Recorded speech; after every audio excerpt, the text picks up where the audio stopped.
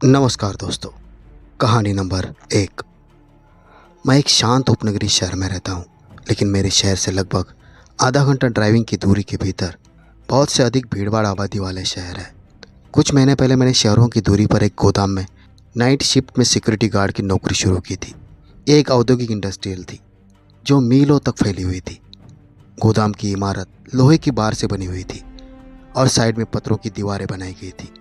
काम आसान था, नियमित रूप से सभी ज़रूरी चीज़ें बंद है कि नहीं ये चेक करना था, और सभी गोदाम चेक करने के बाद अगर कोई चीज़ बंद ना हो तो उसे बंद करना मेरा काम था। गोदाम का इलाका शांत था, यूँ कहे कि बहुत शांत, लेकिन मुझे कोई फ़र्क नहीं पड़ता था क्योंकि मुझे अकेले रहना पसंद है और ज़्यादातर रातें मैं ज़्यादा कुछ किए बिना अपनी ड्यूटी समाप्त कर लेता था। वो गुरुवार की रात थी और बारिश हो रही थी। कहीं आंधी तो आने वाली नहीं है ना, ये सोचकर मैं आंधी के बारे में अपडेट के लिए अपने फ़ोन को बार बार चेक कर रहा था, क्योंकि मैं उन परिस्थितियों में ड्राइविंग करके अपने घर नहीं जाना चाहता था। सौभाग्य से उस रात मेरे लिए करने के लिए ज़्यादा कुछ नहीं था। अच्छी बात यह थी कि कई बार थोड़ा बहुत चमकने के बाद भी गोदाम में बिजली बंद नहीं हुई थी, इसलिए मैं ज़्यादा चिंतित नहीं था। लेकिन लगभग 1 घंटे बाद बिजली चली गई और पूरा गोदाम काले अंधेरे में डूब गया। मैं बहुत नाराज़ हो गया था। उस रात मैं उस बड़े से गोदाम में अकेला ही ड्यूटी पर था, इसलिए बिजली को दोबारा से चालू करने की जिम्मेदारी मेरी थी। दरअसल मैं इस तरह की स्थिति के लिए पहले से ही तैयार था, लेकिन मैंने कभी नहीं सोचा था कि मुझे कभी वास्तव में इससे निपटना होगा। मैं लाइट की जांच करके उसे शुरू करने के लिए अपने छोटे से सिक्योरिटी केबिन से बाहर निकला। गोदाम मालिक ने मुझे पहले से ही सूचना दी थी कि फ्यूज़ की जांच करने से पहले मुझे कुछ बड़ी मशीनों को अनप्लग करना होगा, इसलिए मैंने वही किया, क्योंकि पूरे गोदाम में लाइट का एकमात्र ऑप्शन मेरी टॉर्च थी। ये वास्तव में बहुत ही भयानक था। सन्नाटे की वजह से अंधेरा और भी घना लग रहा था और गोदाम की इमारत में उठने वाली हर एक आवाज़ घनघोर अंधेरे में और भी तेज लग रही थी। मेरे रखे हुए कदम भी लगभग 100 गुना अधिक जोर से गूंज रहे थे, जो निश्चित रूप से एक अजीब एहसास था, क्योंकि मैं एक गलियारे में गश्त कर रहा था। तभी मैंने गोदाम में कहीं से एक जोरदार पत्थर के खड़खड़ाहट की आवाज़ सुनी। उस आवाज़ ने मुझे चौंका दिया, लेकिन मैंने इसे तूफान के कारण छत या पत्थर के शटर की आवाज़ समझकर नज़रअंदाज कर दिया। लेकिन आवाज़ किस चीज़ की आ रही है, ये जांचने के लिए मैंने उसी आवाज़ आने वाली जगह पर जाकर जांचने का निर्णय लिया। जब मैंने अपनी टॉर्च को एक कोने में घुमाया तो मैं स्तब्ध रह गया। प्रकाश की एक हल्की किरण आगे की ओर अलमारियों के साथ आगे बढ़ रही थी। वो मेरी अपनी टॉर्च की तरह लग रही थी, लेकिन वो उतनी ही तेजी से बंद हो गई जितनी जल्दी से मैंने उसे देखा था। लेकिन ये बात तो पक्की थी कि मैंने उस टॉर्च को वहाँ चलते हुए देखा था। अगर वहाँ पर कोई था तो सुबह तक वहाँ नहीं रहना चाहिए, ये मेरी जिम्मेदारी थी, नहीं तो मेरी नौकरी जा सकती थी। पर अचानक ये सोचकर मेरा दिल तेजी से धड़कने लगा था कि सब कुछ बंद होने के बावजूद कोई और अंदर कैसे आ सकता है, और क्यों आ सकता है। मैंने पुलिस को बुलाने के बारे में सोच लिया, लेकिन आखिर में मैंने थोड़ा और सोचने के बाद पुलिस को ना बुलाने का फैसला किया। खोजते खोजते जब मैं उस जगह पर पहुंच गया जहां मैंने टॉर्च का उजाला देखा था, तो वहां पर कोई नहीं था। उस पूरी गली में मैंने टॉर्च जलाकर देखी तो पूरी गली खाली थी। उसमें सिर्फ लाइन में बक्से और अलमारियां लगी हुई थी जिनमें सामान भरा हुआ था। मुझे घबराहट होने लगी कि ये आँख मिचौली वाले खेल से कहीं मैं पागल ना हो जाऊं, क्योंकि मुझे पता था कि मैंने क्या देखा है। अब मुझे एक काम करना था, जो कि पुलिस को बुलाना था। हालांकि मैंने पुलिस को बुलाने के बारे में सोच तो लिया था, लेकिन मुझे इस बात का यकीन नहीं था कि जो मैंने देखा था क्या वो पुलिस को बताने के लिए काफ़ी था। मुझे लगता है कि अगर कंपनी ने मुझे हथियार से सुसज्जित किया होता तो शायद मैं पुलिस को बुलाने के बारे में नहीं सोचता, और शायद मैंने पुलिस को उसी जगह पर बुला लिया होता। जैसे मैंने अपनी गश्त जारी रखी, मुझे एक अजीब सी महक महसूस हुई, जैसे कि किसी लोहे के जंग लगने के बाद आती है, या फिर बहुत दिनों से एक ही जगह पर इकट्ठा किए हुए बासी पानी को जैसे गंध आती है। ये गंध लोडिंग करने वाली जगह में से उस एक जगह से आ रही थी जो गोदाम का एक घनघोर अंधेरे वाला हिस्सा था, और जहाँ पर फर्श से छत तक सिर्फ बक्से ही बक्से रखे हुए थे। मैंने अपनी टॉर्च की रोशनी से उस गंध का पीछा किया, और तभी मुझे कुछ अजीब सा महसूस हुआ। मेरी टॉर्च की रोशनी साफ सुथरे टाइल की फर्श पर पड़ी और मुझे गीले पैरों के दो निशान दिखाई दिए जो स्टोर रूम के एक गली की ओर जा रहे थे। डर के मारे उस समय मैं उल्टे पैर गोदाम के बाहर भाग जाना चाहता था और पुलिस को फ़ोन करना चाहता था, लेकिन मैं अभी ऐसा नहीं कर सकता था। अगर गोदाम में कोई इधर उधर झांक रहा था तो उसे बाहर निकालना मेरा काम था। वो कौन हो सकता है, ये जिज्ञासा मुझ पर हावी हो गई थी और मैंने उस निशान का पीछा करने का फैसला लिया। मैंने अपनी टॉर्च की रोशनी कम कर दी। यूँ कहो कि मैंने टॉर्च को लगभग बंद कर दिया था, क्योंकि मैं उन लोगों को ये मालूम नहीं कर देना चाहता था कि मैं कहाँ पर था। जैसे मैं करीब पहुंचा, मुझे दो लोगों की आपस में बात करने की हल्की फुसफुसाहट सुनाई देने लगी, जो बड़ी मुश्किल से मुझे सुनाई दे रही थी। ऐसे लग रहा था जैसे दो लोग कुछ मील की दूरी पर बातचीत कर रहे हो। मैं उनकी बातों को समझ नहीं पा रहा था, लेकिन उनकी आवाज़ लगभग टेंशन भरी लग रही थी। अभी मैंने अपनी टॉर्च को पूरी तरह से बंद कर दिया और कोई आवाज़ न करने की कोशिश करते हुए अपनी सांस भी रोक ली। मैंने कुछ देर पहले एक सरिया उठाई थी, उसे लेकर मैं फुसफुसाहट के करीब पहुंच गया। जैसे मैं उस कोने पर मुड़ा, मैंने वहाँ जो भी था उसका मुकाबला करने के लिए अपनी सरिया उठाई, लेकिन ईमानदारी से कहूँ तो मेरे सामने कोई नहीं था। फुसफुसाहट भी रुक गई थी। ओह, ये सचमुच एक पागलपन था। वे सचमुच मेरे सामने थे। मतलब उस जगह पर देखने से पहले तो मुझे ऐसे ही लग रहा था, तो वे इतनी जल्दी कैसे गायब हो गए? घटी हुई सारी घटना ने मुझे परेशान कर दिया था। आखिरकार मैंने फैसला किया कि जिसके पीछे पीछे मैं यहाँ आया था उसका पीछा करने का छोड़कर सर्किट रूम में जाकर और बाकी सब कामों की चिंता छोड़कर किसी तरह से पहले लाइट को चालू कर देता हूँ। मैं सर्किट रूम में पहुँच गया और अंधेरे में लाइट फ्यूज के साथ छेड़छाड़ करना शुरू कर दिया। जब मैं ऐसा कर रहा था तो मैंने पास में फर्श पर कुछ खरोचने की आवाज़ सुनी। मैंने अपनी टॉर्च घुमाई और कुछ ही फीट की दूरी पर एक लोहे के उपकरण का कोना दिखाई दिया, जो एक बक्से में लगी कील को निकालने वाली पार थी, जो पहले कभी वहाँ नहीं थी। यह अब गंभीर बात थी, क्योंकि जो कोई भी मेरे साथ वहाँ था उसके मेरे साथ कुछ भी गलत करने के इरादे भी हो सकते थे। मैं बहुत डर गया था और डर के मारे मैंने चिल्लाकर कहा कि मेरे हाथ में हथियार है, तुम जो भी हो मेरे सामने आ जाओ, जो कि एक प्रकार से आधा धोखा ही था। मैंने ये देखते हुए कहा था क्योंकि मुझे वहाँ से जितनी जल्दी हो सके वहाँ से बाहर निकालने के लिए किसी हथियार की ज़रूरत थी, जबकि उस सरिया के अलावा मेरे पास कुछ भी नहीं था। डर के मारे एक डर की सनक मेरे दिमाग में उठ गई थी, लेकिन मुझे पता था कि मेरा जीवन किसी भी ड्यूटी से अधिक कीमती है। मैंने वहाँ से पीछे हटकर भागने का पक्का फैसला बना लिया। जैसे मैं बाहर निकलने के लिए दरवाजे की ओर बढ़ा, वैसे मैंने इमारत के दूर के छोर पर एक लोहे के गिरने की आवाज़ सुनी और उसके कुछ ही सेकंड बाद मेरी ओर तेज़ी से दौड़ते हुए कदमों की साफ साफ आवाज़ आई। मुझे कदमों का उछाल साफ साफ महसूस हुआ और जिस ओर से आवाज़ आ रही थी मैं उसकी ओर दौड़ने लगा। मैं जैसे उस गली के कोने को मोड़कर दूसरी गली में पहुंच गया तो मैंने देखा कि पूरे काले रंग के कपड़े पहने हुए दो लोग गली के बीचों बीच खड़े थे। उनमें से एक ने अपने हाथ में लोहे की सरिया पकड़ी हुई थी, जो कि बिल्कुल वही थी जिसे मैं अभी अभी पार करके आया था। उन्होंने एक पल के लिए मेरी ओर देखा और फिर बिना किसी चेतावनी के उन लोगों ने सीधे मेरी ओर दौड़ना शुरू कर दिया। ऐसा होगा ये मैंने बिल्कुल भी नहीं सोचा था। मैंने अभी तक जो हिम्मत जुटाई थी वो एक पल में ख़त्म हो गई। मैं बस मुड़ गया और मैंने दूसरी गली से भागना शुरू कर दिया। मेरे अंदर जितना भी जोर था सब जोर मैंने अपने पैरों में उतार दिया और जी जान लगाकर वहाँ से बाहर की ओर भागने लगा। मैं अपने पीछे उनके कदमों की आवाज़ साफ तौर पर सुन सकता था, लेकिन मैं पीछे मुड़कर देखने की हिम्मत नहीं कर पाया। मैं भगवान की प्रार्थना करते हुए बस यही चाहता था कि मैं उस गली को उनसे पहले पार कर सकूं और गोदाम के बाहर निकल जाऊं। उस समय ऐसा लग रहा था कि जैसे मैं बहुत देर से दौड़ रहा हूं। थोड़ी देर बाद कदमों की आवाज़ धीमी पड़ गई।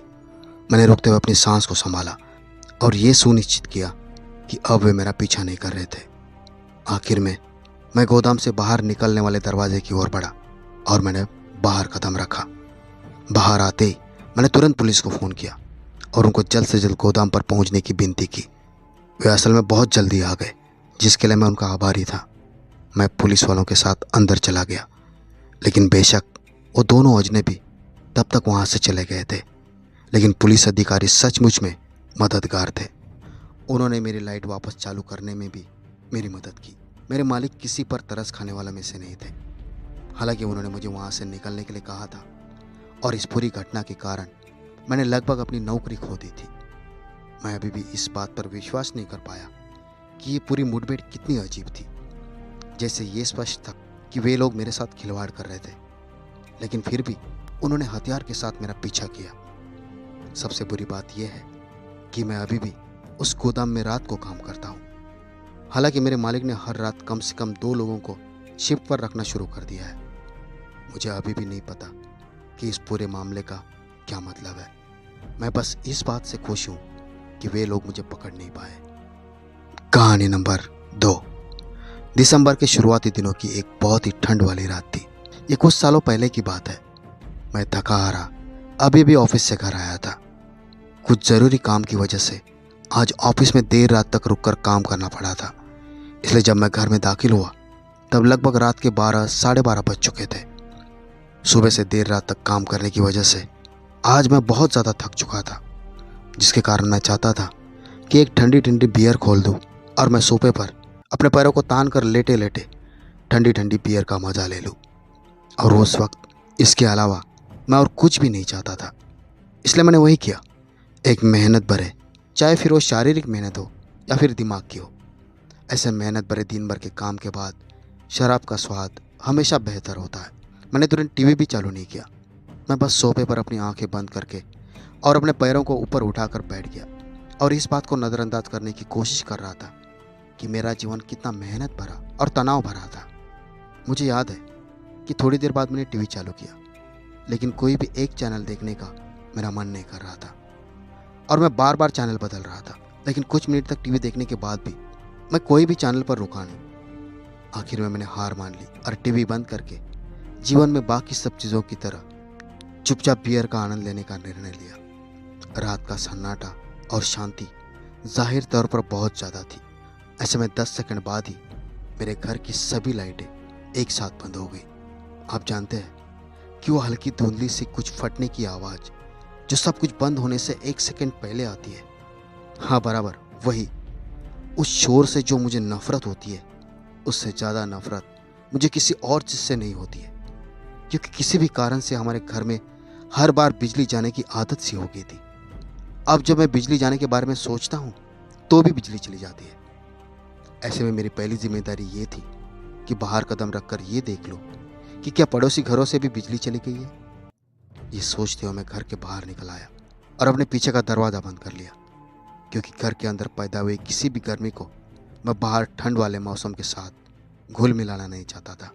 क्योंकि अगर मैं बिजली को वापस चालू करने में कामयाब नहीं हुआ या फिर बिजली फिर से चालू नहीं हुई, तो जो अंदर गर्मी पैदा हुई थी उसे ठंड में मैं नहीं बदलना चाहता था। मुझे मालूम था कि रात बहुत हो चुकी है और इतनी रात में किसी के घर की बिजली चालू रहना मुश्किल था। फिर भी मैं आगे बढ़ा, लेकिन मुझे याद है कि मेरे पड़ोसी घरों में कम से कम एक घर में लाइटें जल रही थी, जिससे ये साबित हो गया कि समस्या मेरे घर में थी। टेंशन के मारे मैंने अपनी आंखें बंद कर ली और एक गहरी सांस ली, ये जानते हुए कि ये सिर दर्द निश्चित रूप से उस रात की मेरी जो भी खुशी बचाने की मैं उम्मीद कर रहा था उसे चकनाचूर कर देगा। लाइट के बारे में सोचते हुए मैं अंदर जाने के लिए वापस मुड़ा, लेकिन जब मैंने सामने के दरवाजे का हैंडल घुमाया तो वो खुला नहीं। मैं पहले तो उलझन में पड़ गया और मैंने कुछ और बार हैंडल घुमाया, लेकिन ये निश्चित रूप से बंद था। आखिर ये सब क्या हो रहा है? मैंने जोर से दरवाज़ा खटखटाया और अपनी बीवी को ये सोचकर आवाज़ देने लगा कि शायद वो जाग गई हो और उसने दरवाज़ा बंद कर लिया हो और मुझे पता भी नहीं चला हो। लेकिन अंदर से कोई जवाब नहीं आया। मैंने खिड़की से झांककर शीशे के उस पार देखने की कोशिश की, लेकिन अंदर भी अभी घना अंधेरा था। जब वहाँ से कुछ भी दिखाई नहीं दिया तो मैं पीछे के दरवाजे की ओर भागा, लेकिन वो दरवाज़ा भी बंद था। मैं घबरा गया। मेरी पत्नी की आदत थी कि वो दरवाजे को जल्दी लॉक नहीं करती थी, इसलिए पीछे के दरवाजे का भी लॉक होना मुझे कुछ अजीब सा लगा और अचरज में भी डाल रहा था।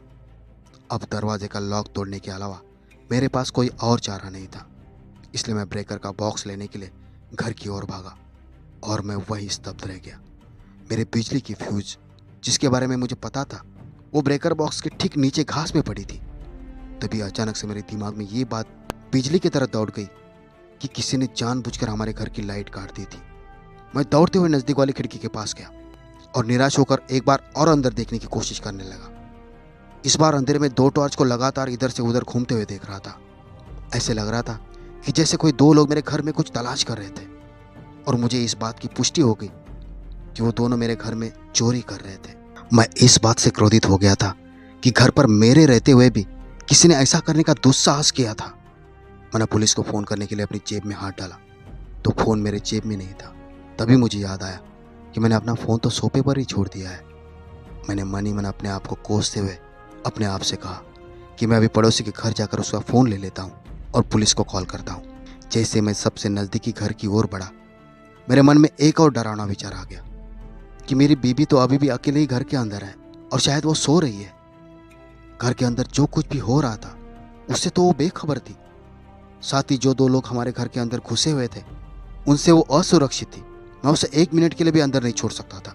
उसे कुछ तो सूचना दी जाए, ये सोचते हुए मैं अपने घर की ओर तेजी से भागा और आंगन से कुछ ढीले पत्थर उठाए और मैंने वो पत्थर हमारे बेडरूम की खिड़की पर फेंकना शुरू कर दिया ताकि मैं उसे जगा सकूं। तीसरे पत्थर के बाद उसने खिड़की खोल दी। इससे पहले कि वो कुछ कह पाती, मैंने उसे चुपके से बताया कि घर के अंदर क्या हो रहा है और उसे हमारी कोठरी में छिपने को कह दिया। लेकिन बिना कुछ सवाल किए वो तुरंत खिड़की से गायब हो गई। डर के मारे मैं फिर से अपने पड़ोसी के घर की ओर तेजी से भागा और जोर जोर से दरवाज़ा खटखटाया। उसने दरवाज़ा खोलते ही मैंने अपने पड़ोसी को जितना हो सके उतना जल्द से जल्द सारी बात बताई और फिर मैंने उसके फ़ोन से पुलिस को फ़ोन किया। मैं उनके बरामदे में इंतज़ार करते हुए भगवान से ये प्रार्थना करने लगा कि मेरी बीबी सही सलामत हो। आखिर में पुलिस आ गई। मैं पुलिस की कार के पास भागते हुए गया और जितना हो सके उतना उनको सारी घटना के बारे में अच्छे से समझाया। पुलिस तुरंत घर में दाखिल हो गए, लेकिन तब तक बहुत देर हो चुकी थी। पिछला दरवाज़ा खुला था और जो भी अंदर घुसे थे वो हमारे इतने सारे कीमती सामान लेकर भाग गए थे कि उनकी गिनती करना मुश्किल था। मेरी बीबी मुझसे ज़्यादा सदमे में थी और जाहिर है उसने मुझे और पुलिस को जो कुछ भी बताया वो सुनने के बाद मुझे आज तक उसकी सुरक्षा में लापरवाही बरतने के लिए अपने आप पर बहुत गुस्सा आता है। इस बात के लिए मैं अपने आप को कभी माफ़ नहीं कर पाऊंगा कि मैंने उसे उस घर में संभावित हत्यारों के साथ अकेला छोड़ दिया था। मैंने अपने बीवी को छुपने के लिए कहने के कुछ ही सेकंड बाद उसने किसी को हमारे बेडरूम के दरवाजे पर लात मारकर खोलते हुए सुना। वो चोर हमारे बेडरूम में घुस गया और उसने मेरी बीवी के आगे बंदूक तान दी। वो कुछ सेकंड तक ही बिना हिले डुले खड़ा रहा और कमरे में दूसरा कोई मौजूद है क्या इसका अंदाज़ा लेने लगा। मेरी बीवी ने कहा कि वो अपने पूरे जीवन में इतनी भयभीत कभी नहीं हुई थी।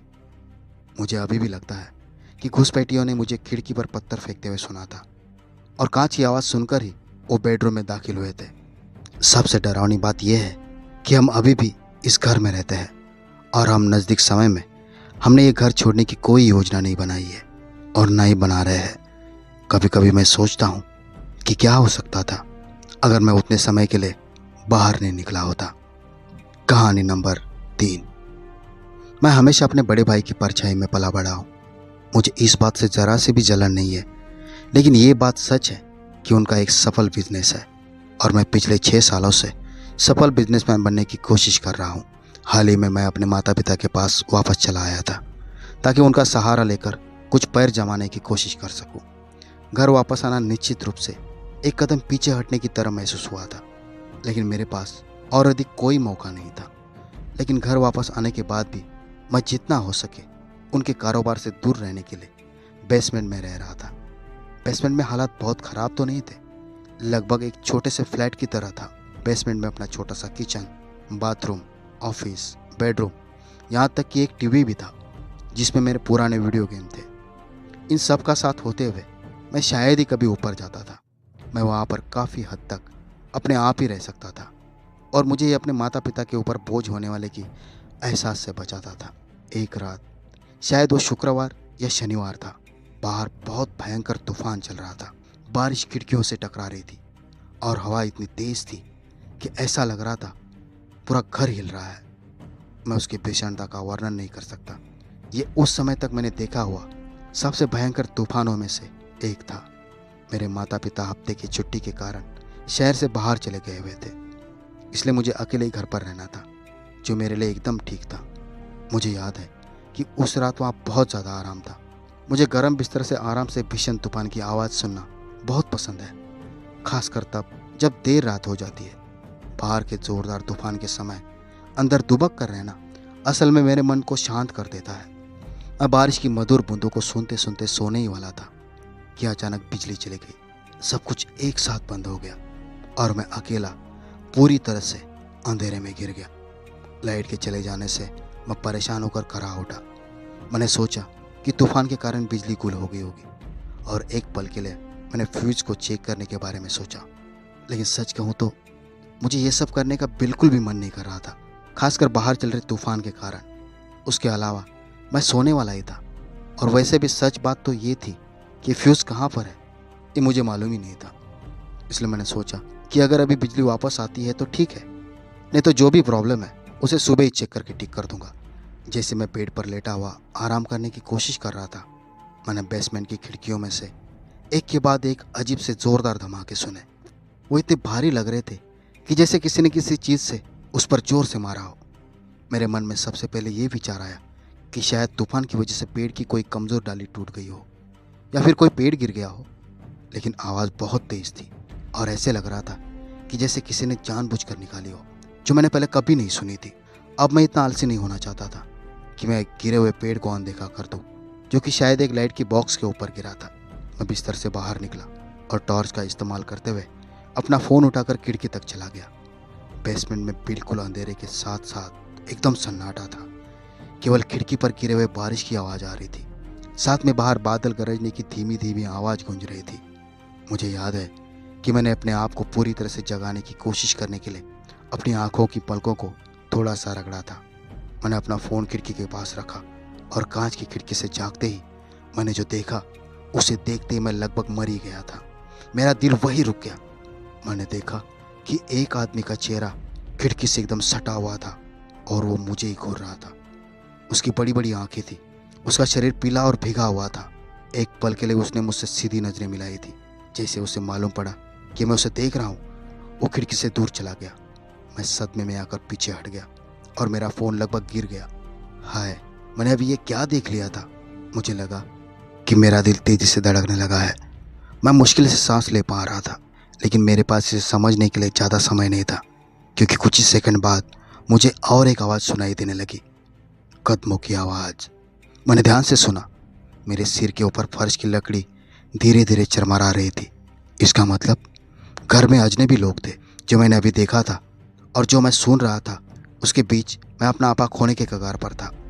मैं घर पर अकेला था और मेरे घर में सचमुच सब कुछ टूट रहा था।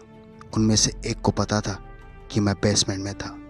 सब कुछ इतना तेज़ी से हो रहा था कि मैं ये साफ साफ नहीं सोच पा रहा था कि हालात कितने गंभीर थे।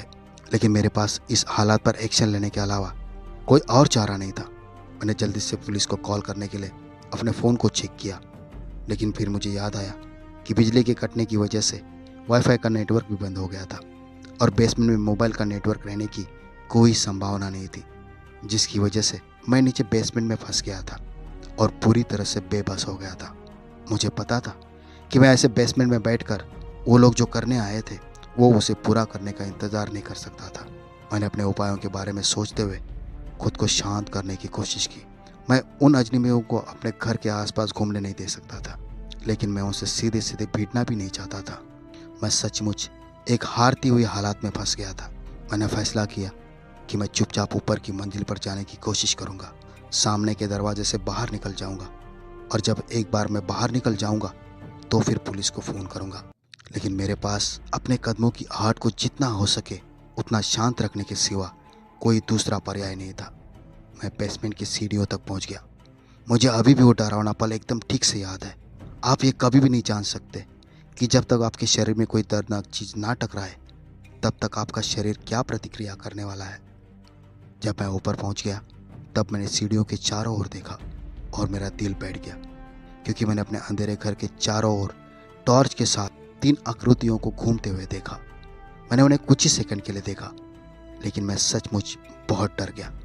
उनमें से एक टॉर्च एक के शरीर के ऊपर इतनी देर के लिए घूमी कि मैं समझ पाया कि उनमें से एक क्या ले जा रहा था, और साथ में ये भी देख लिया कि उसके हाथ में बंदूक थी। ये देखते ही मैं वहीं पर जम गया। मेरे शरीर की हर एक मांसपेशी खींच गई थी। मैं बिल्कुल भी हिला, मैं बस उन्हें धीमी आवाज़ में एक दूसरे से बड़बड़ाते हुए देख रहा था। तभी मैंने सुना कि उनमें से एक ने कुछ ऐसा कहा जिससे मेरी स्थिति और भी गंभीर हो गई। लेकिन उसमें से एक आदमी ने जो कहा था वो कैसे संभव हो सकता था। उसने एकदम शांत और सहजता से कहा कि अजय बेसमेंट में है, उसे ढूंढो। मैं उस समय जो महसूस कर रहा था उस डर का वर्णन नहीं कर सकता, और इस बात से हैरान था कि आखिर में वो मेरा नाम कैसे जानता था। मैं सीढ़ियों से चुपचाप हो सके उतना चुपचाप नीचे उतरा। मैं अपनी सांस को नॉर्मल रखने की कोशिश कर रहा था, लेकिन अंदर से मैं पूरी तरह से अपना संतुलन खो रहा था। मुझे पता था कि मेरे पास ज़्यादा समय नहीं है, वे मुझे पकड़ने आ रहे हैं, और मुझे नहीं पता था कि एक बार वे मुझे ढूंढ लेंगे तो क्या होगा।